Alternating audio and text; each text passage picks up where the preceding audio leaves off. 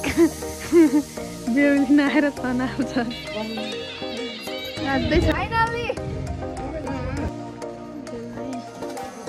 नमस्ते welcome and welcome back to my new ब्लगमा फेरि पनि हजुरहरूलाई स्वागत गर्न चाहन्छु मेरो यो भिडियोमा। आयो सबैजना सन्चै हुनुहुन्छ होला अनि म पनि एकदमै सन्चै छु। हजुरहरू सन्चै भइसकेपछि बिरामी पनि त कुरै छैन। सो भिडियोलाई अन्तिमसम्म हेरेर साथ सपोर्ट गरिदिनुहुन्छ भन्ने आशा छ। अनि यस्तो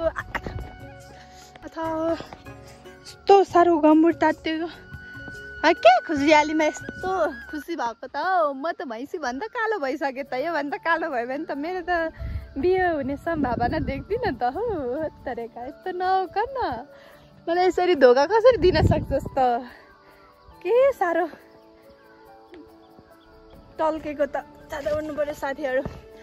अनि सो आज चाहिँ म आएको छु यता गाडीमा बाख्रा लिएर। आज होइन म जहिले पनि आउँछु तर आज चाहिँ म छुट्टीमा बस्न मन थियो साथीहरू। तर के गर्नु मेरो ड्युटी विदेशको जस्तै छ, मात्र स्यालेरी आउँदैन, कहिल्यै छुट्टी हुँदैन, न दसैँमा न तिहारमा। आज चाहिँ यस्तो घरमा बिहेको माहौल छ। आज बेलुका चाहिँ मेरो दाइले भाउजू लिएर आउँछु साथीहरू। सब भिडियोलाई अन्तिमसम्म हेर्नु, रमाइलो हुनेछ। सो म चाहिँ बिहानदेखि भिडियो बनाउँछु भनेर सोचिरहेको थिएँ होइन साथीहरू।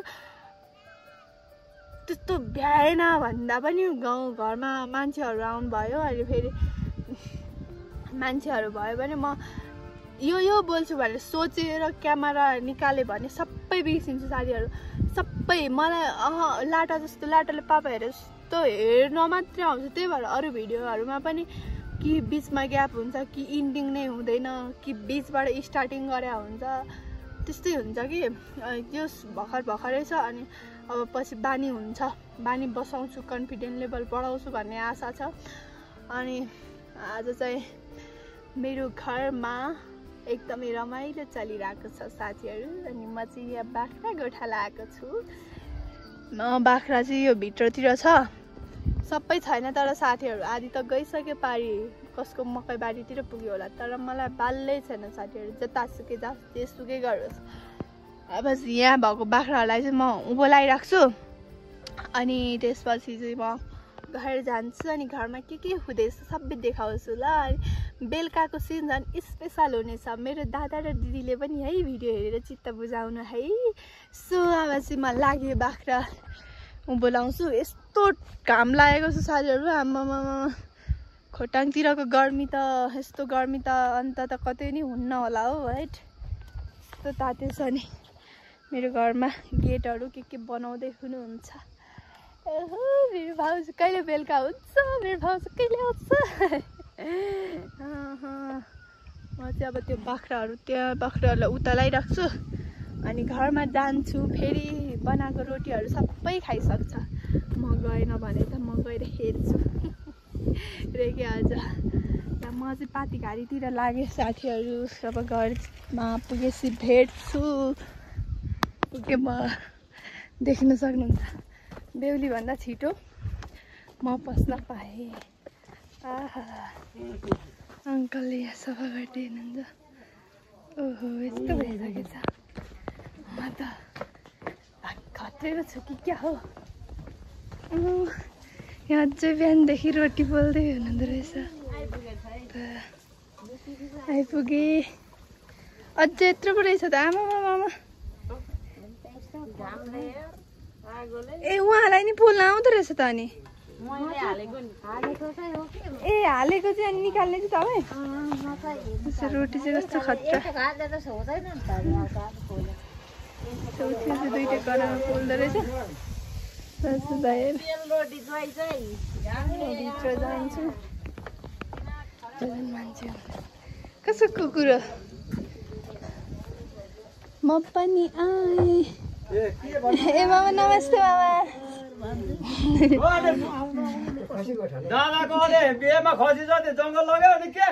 जङ्गल लगिदिएको नि तपाईँले काटेर खाइहाल्नुहुन्छ कि भनेर। आमा यस्तो ब्लर आयो।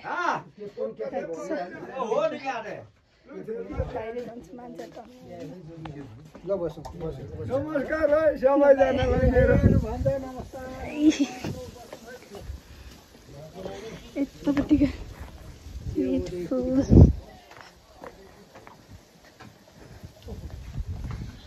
तोरण त कति सानो सानो भएछ त है यस्तै हो र यता त टुक्रा भन्छ त खानकुमारमा अरू सबै गाँस ए टुक्रा टुक्रा टुक्रा टुक्रा हुँदो रहेछ छोटो छोटो हुँदो रहेछ अनि अर्को गेट चाहिँ यतापट्टि छ साथीहरू अर्को गेट अनि आदिज मान्छेहरू चाहिँ माथि भैँस चाहिँ काट्नु गएको छ राजा अहिले यहाँ देखाउने त मकैबारी कहाँ हुन्छौ बेहुला बेहुलीको फोटो यहाँ मेरो दादा यहाँ अस्मी भाउजू रबिन दाई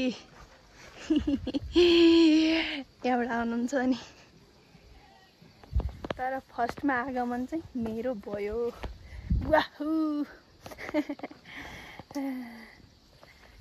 कोही छेउ माथि हुनुहुन्छ टिक टिक टिक माथि मेरो बाख्रा छु माथि दुईटा मात्र आएको छ अरू चाहिँ घारीभित्र छ खाना चाहिँ अब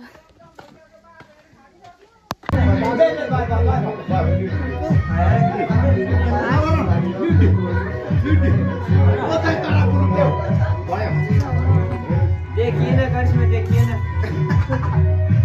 हजुर यस देखिएन के नदेखास् न हजुर हुन्छ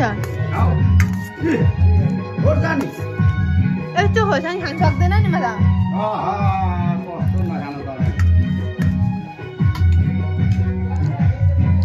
10 बजिसक्यो साथीहरू हामी चाहिँ अझै पनि प्रतीक्षा गर्दैछौँ जन्तीहरू कहिले आउनुहुन्छ भनेर हाम्रो हामीहरू खानाहरू खाइसक्यौँ अब जन्तीहरू आउन बाँकी छ कहिले आउनुहुन्छ होला हजुर एक्साइटेड भइसक्यो बेहुली आउँछन् भनेर काँधोमा साडी लाउनु भएको सानो मम्मीले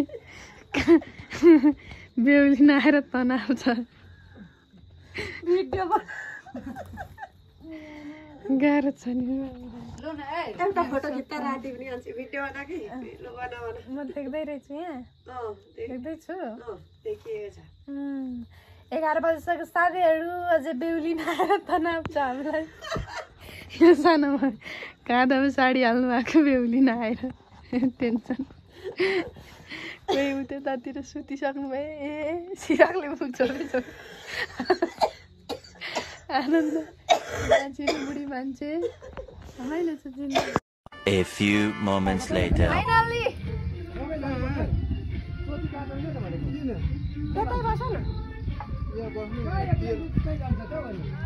होइन बडा दाइ सँगै जानुपर्छ एक्लै जानुहुन्छ त बुहारीसँग जानुपर्छ यस्तै नि हुन्छ त पछाडि जानु अब यहाँ हुन्छ त्यहाँ बेहुलीनाले बेहुला अगाडि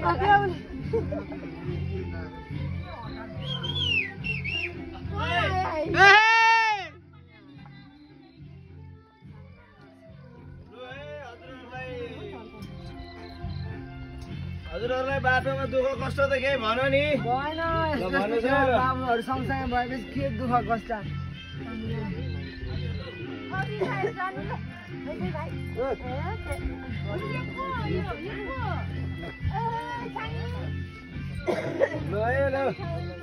बेहुला बेहुला खोइ के छिटो गरौँ न के गर्नु बेहुला बेहुला हजुर हुन्छ के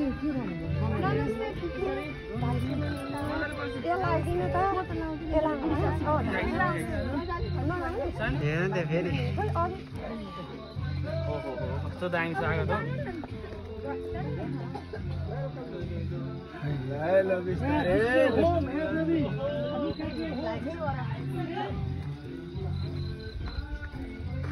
यो लाउनु नि हामीलाई त पर्दैन हौ कहाँ जान्थ्यो त हामी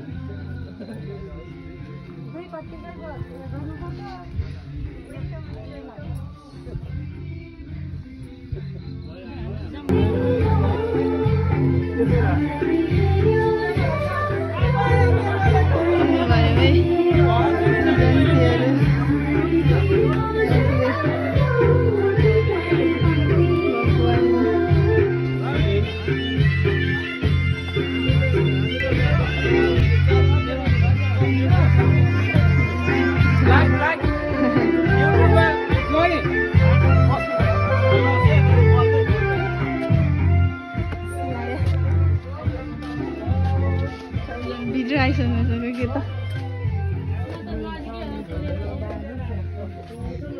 कतिको रमाइलो भयो त नि जन्तीजनालाई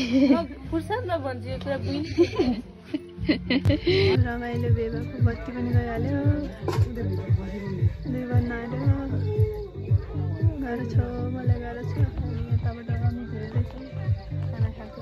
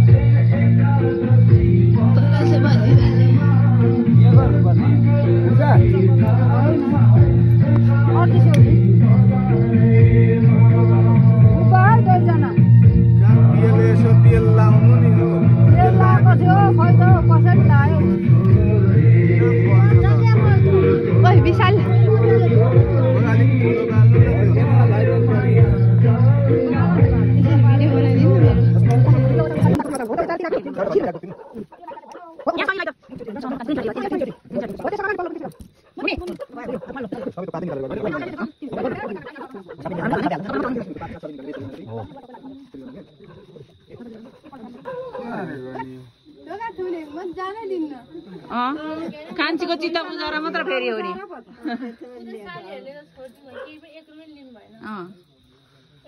बहिनीले कति ज्ञान त देखाउने यहाँ छ यसलाई 5 रुपैयाँ दिएपछि पुगिहाल्छ नयाँ हालिदिनु पर्छ दुईटा पैसा हालिदिनु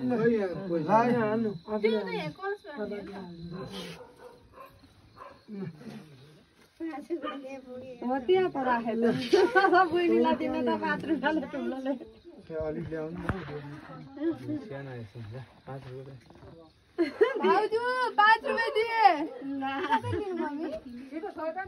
5 रुपैयाँ छोड्यो उसको इच्छाले छोड्ने नमान्नु कतिमा मान्ने तपाईँ तपाईँलाई कति चाहियो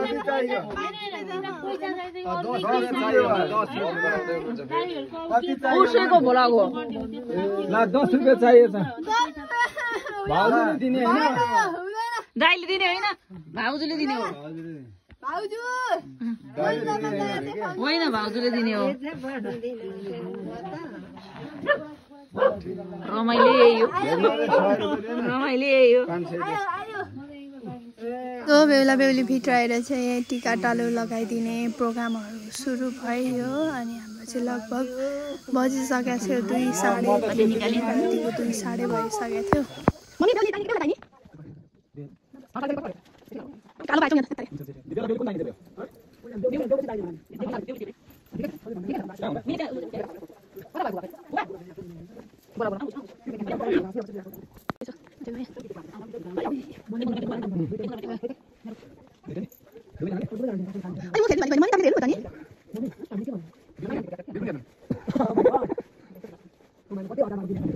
चाहिँ सासु बुहारीको चुल्ठो जोडाउने कार्यक्रम भइरहेको छ